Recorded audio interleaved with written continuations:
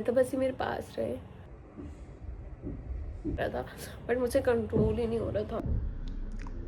Happy happy मेरे roses मिल गए, rose day पे भी रखा था, जैसे पूरा का पूरा देख सकते हो आप।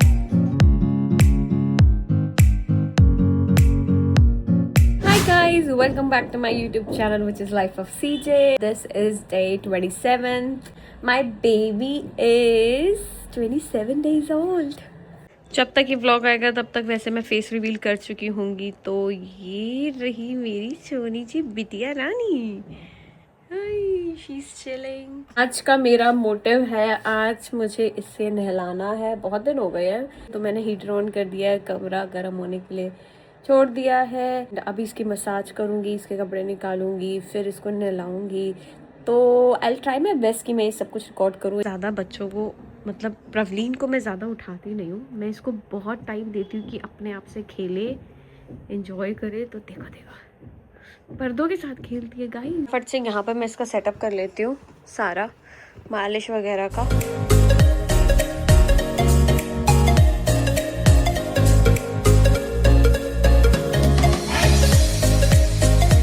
मॉइस्चराइजर अवीनो बेबी का मॉइस्चराइजर यूज करती हूँ मैं। रैश क्रीम, अवीनो बेबी का बॉडी वॉश एंड शैम्पू। मैं कोकोनट ऑयल भी यूज करती हूँ। मदर्स पर्श का कॉलिक रोल ऑन भी यूज करते हैं। आफर रैबिट की इसकी है कॉम जो थोड़ी सी गंदी हो रही है। यूज मदर्स पर्श के वाटर वाइप्स, क्योंकि ये बेस्ट है।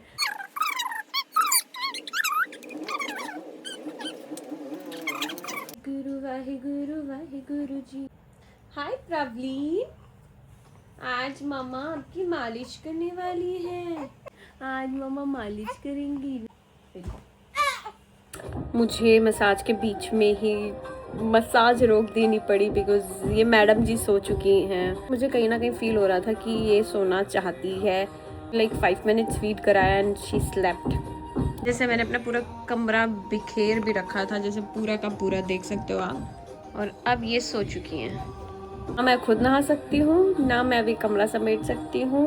मुझे वेट करना पड़ेगा थोड़ी देर तक इसके उठने का। बहुत लोग मुझसे पूछ रहे थे कि आपकी प्रेगनेंसी कैसी रही, जब डिलीवरी हो गया तो कैसा फील हो रहा है। प्रेगनेंसी का सफ़र मेरा बहुत ही बढ़िया था। एंड के टाइम पर आकर थोड़ा सा मुझे बस रेस्ट वगैरह का ज़्यादा हो गया था कि रेस्ट करने के लिए बोल दिया था डॉक्टर ने। जब हमने अपना स्कैन वगैरह कराया था तब बेबी ब्रीच पोजीशन में था, तो समझ नहीं आया कि बेबी जब ऑलरेडी बिल्कुल सेफेलिक पोजीशन से ब्रीच पोजीशन में कैसे पहुंच गया। बट काफ़ी वेट करा कि ये दोबारा से सेफेलिक पोजीशन पे जाए, बट नहीं।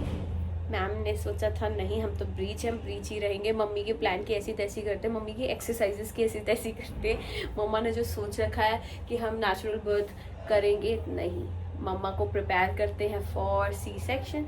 तो एंड में हमने सी सेक्शन कराया। सो सी सेक्शन बहुत ज़्यादा एंजाइटी क्रिएट होती है बिकॉज यू डोंट नो क्या होगा। It's a small room, people are there around you. आपको जो आपकी स्पाइन में इंजेक्शन लगाया जाता है जिससे पूरी आपकी लोअर बॉडी सुन्न हो जाती है। प्रोसेस यू जस्ट, आप यहाँ से जगे हुए हो, आपको पता चल रहा है, आप देख सकते हो, सुन सकते हो, आवाज़ें, बात कर सकते हो। But down there you don't know anything. Only you hear a voice, your baby is here. उसके बाद you feel a sudden loneliness. जैसे ये डिलीवर हुई, इसको मुझे दिखाया, ले गए, उसके बाद मैं अकेली हो गई। मेरा बच्चा ले गए मेरे से। मैं खुश थी बहुत ज़्यादा, बट मेरे को इतनी एंजाइटी हो रही थी। और फिर उसके बाद आप बेबी आपका NICU में चला जाता है चेकअप के लिए, आप ICU में चले जाते हो and you stay there for a very long time. तो वो जो बीच में ये जो ड्यूरेशन थी, ये मेरे लिए बहुत ज़्यादा मैं बहुत ज़्यादा रोई। मुझे बहुत अकेला फील हो रहा था और बॉडी बैक टू नॉर्मल आने लगती है। और जो पेन फील होता है, ओ माय गॉड। जब ICU में चरण मुझसे मिलने आए और जैसे ही मैंने इनको देखा, मतलब मैं बच्चों की तरह रोने लग गई थी। एंड मुझे ऐसा लग रहा था बस ये मेरे पास रहे, क्योंकि मुझे ये भी था कि मेरा बेबी कैसा है, ठीक है कि नहीं। And that urge to see your partner is something else and you feel very overwhelmed. आपका इतना इमोशनल हो जाते हो आप उस टाइम. मैं रात को 10:30 पौने 11 आईसीयू से वापस अपने रूम में शिफ्ट हुई.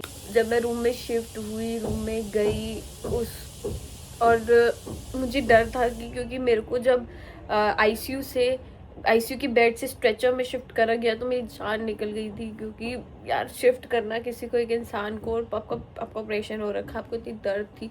तो मैं यही सोच रही थी मेरे को ये स्ट्रेचर से दूसरे अपने बेड पे शिफ्ट करेंगे फिर दर्द होएगी. पापा चरण, मेरे भाई सब थे, पापा वगैरह सब थे. मैं ब्लैंक थी फॉर अ गुड 10 मिनट्स. मैं अपने बेबी को देखा या कुछ, मेरे को एक्सप्रेशन ही नहीं आ रहे थे. मैं दर्द में थी, मेरी इतनी सारे मिक्स फीलिंग्स हो रही थी कि मैं खुद ही नहीं समझ पा रही थी. पापा को जब देखा, मैंने पापा को बुलाया, मैं इतना रोई. मतलब ऐसा लग रहा था मेरा सारा इमोशंस बह रहे हैं. मतलब ओवर हो रहा था सब कुछ, ओवरफ्लो होने लग गया था. मैं इतना रोई अपने पापा को देखकर. मेरे को दर्द हो रही थी कि मैं रो रही हूँ. तो यहाँ प्रेशर पड़ रहा था बट मुझसे कंट्रोल ही नहीं हो रहा था. पर थैंकफुली मेरी बेबी हेल्दी है, बहुत अच्छी है. एंड अब धीरे धीरे सब कुछ सेट हो रहा है. मैं उसकी चीज़ें समझ रही हूँ, उसकी फेस एक्सप्रेशन से समझ आ जाती है, उसकी टाइमिंग्स ट्रैक करती हूँ, सारा कुछ समझ आ रहा है. तो कोऑर्डिनेशन अब सो फार अच्छा बैठ रहा है. But one thing is true about postpartum, that you feel overly emotional on everything. मैं इतना रो रही थी, मुझे नहीं पता मेरे को क्यों रोना आ रहा था. मैं रोटी खा रही हूँ तो मैं रो रही हूँ, मैं इसको देख रही हूँ तो मैं रो रही हूँ.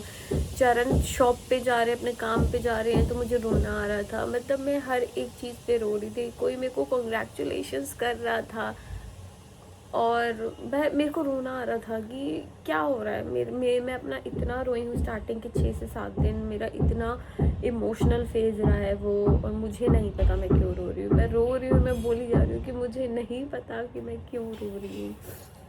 मुझे पता आपको भूख भी लग रही है. हाँ बस देख पा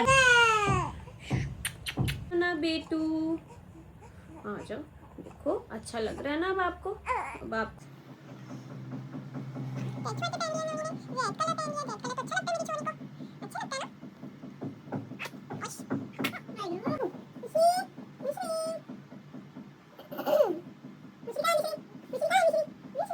देखो ना गाइज, ये क्या है गाइज, ये चोना चकाका है गाइज, ये चोता चकाका है. देखो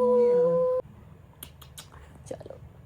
Alright guys, so I'm almost 4 weeks postpartum and this is how my body looks. Almost tummy fat is gone, but यार कि जाना अभी टाइम लगेगा इसमें. But I'm happy I'm getting back in shape. It feels good to be back in your body, but also feels so depressing because you miss your pregnant tummy. Okay guys, तो मैंने खाना खा लिया है, तैयार भी हो गई थी. प्रवलीन सो चुकी है तो मैं भी सोने जा रही हूँ बिकॉज जब बच्चा सोता है माँ को भी सो जाना चाहिए. तो हाँ, मैं जा रही हूँ सोने. मिलती हूँ आपसे उठकर. मेरे बालों की हालत देख कर तो लग रहा होगा मैं सोई हूँ, बट नहीं, मैं सो नहीं पाई. शायद 10 मिनट की नींद लगी थी और फिर फर्स्ट क्राई से पार्सल आ गया तो नींद ही खुल गई. उसके बाद अब नींद नहीं आ पाई. चरण भी घर आके लंच करके चले गए हैं और अब मैं सोची जब नींद नहीं आ रही है तो प्रवलीन का शूट ही कर लेते हैं, क्योंकि प्रवलीन 10 को 1 मंथ की हो जाएगी एंड मैं बहुत एक प्यारा सा शूट सोच रही हूँ उसका करने के लिए. So let's see how it goes. Guys तो हम उठ चुके हैं. यहाँ आ चुका है शिविन. हेलो बोलो शिविन. और मेरी मम्मा. और हमने प्रवलीन का बहुत ही प्यारा शूट किया है, बहुत सुंदर. आपको ये व्लॉग आने से पहले ही वो शायद दिख जाएगा. एंड मैं बहुत ज़्यादा एक्साइटेड हूँ. प्रवलीन इस टाइम मेरी गोदी में है एंड बहुत मज़ा आया. और शिविन मेरे को ऐसे देख रहा है कि मामी क्या क्या बोली जा रही है व्लॉग में. ऐसे नहीं देख रहा है, ऐसा लग रहा है कि जैसे घर के देख रही है, जैसे मामा है. मामा को अच्छा ऐसे देख रही है जैसे मामा को घूर के देख रही है. मैंने जो आज प्रवलीन का शूट करा है वो बहुत ही रैंडम आइडिया था. मैंने यूट्यूब पे एक भजन देखा था सुबह और उससे मैंने इंस्पायर होकर ये शूट करा है और आई होप सो वो बहुत प्यारा सा शूट हो. ऐसे मैंने लाइक 15 मिनट में ये शूट कंप्लीट कर दिया क्योंकि उसको बहुत ज़्यादा ठंडा लग रहा था। रूम मैंने पूरा हीट करके वैसे करा था। प्रवलीन जब क्रैंकी होती है या कुछ होता है मैं इसको टमी टाइम दे देती हूँ और मेक श्योर करती हूँ 2 से 3 बार तो इसको मैं टमी टाइम दूँ 5 मिनट का मैक्स टू मैक्स। एंड क्योंकि अभी बहुत छोटी है 27 डेज़ की है तो इसको 5 मिनट्स का ही मैं टमी टाइम देती हूँ। बट शी इंजॉयज़ इट, उसको रिलीफ मिलता है अगर कॉलिक हो रहा है या कुछ भी है। एंड ये इसका हेड बहुत स्ट्रांग होता है। कहते हैं बच्चों को टमी टाइम देना बहुत ज़रूरी है। जस्ट लुक एट इट, ये देखो हैप्पी हैप्पी। ओके गाइस, तो 8 बज रहे हैं एंड मैं किचन में आ गई हूँ चपाती बनाने क्योंकि आज मेरी सासू माँ कहीं गई हैं इसीलिए। और ये स्नोई को देखो ज़रा, अपनी मस्तियों में लगा हुआ है। तो सब्जी बन चुकी है ऑलरेडी, वो जो हमने कुक रखा है वो बना के चली गई है और अब बनाऊंगी फुलके। पापा को देना है, झाई जी को देने हैं, खुद भी खाऊंगी। भूख लग रही है बहुत तेज।